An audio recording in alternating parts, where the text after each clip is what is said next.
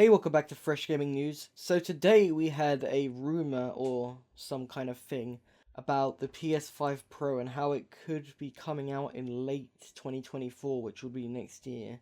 This is from Insider Gaming. They have previously reported that a PlayStation 5 could come out with a detachable disc drive sometime this year, but that hasn't come out yet. So we don't really know if that's going to be real or not, but they're also saying that the PS5 Pro will probably focus on accelerating ray tracing performance in games, since the PS5 base hasn't really had much success in that kind of field, since the specs were based on RDNA 2, which didn't really succeed in ray tracing performance that much.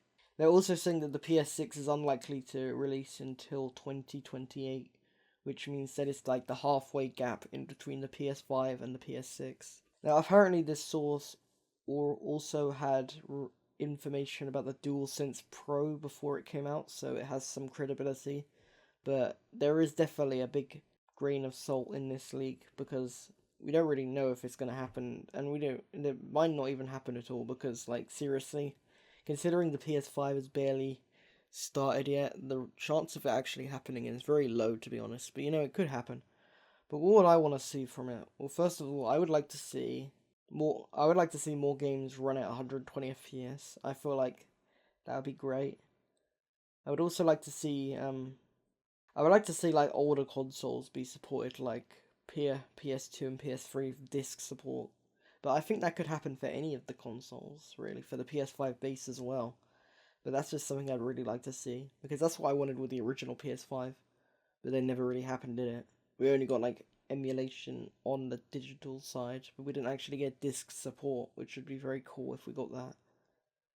But as for the PS5 Pro, the only thing they could really do is just make the resolution better, the frame rate better.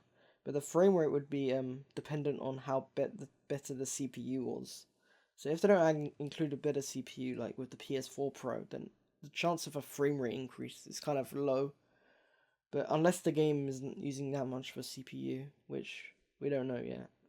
There are some games that have like a frame rate option or a resolution option, and they could have the resolution and the frame rate be the same thing because the resolution doesn't require CPU increases, so they could do that. But as for ray tracing, that also uses CPU performance as well, so they would have to have a better CPU for ray tracing if they wanted to increase that.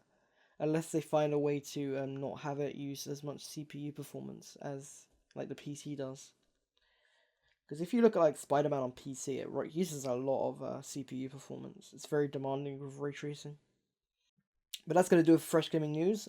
Please like and subscribe if you like the video, and I'll see you next time. Bye.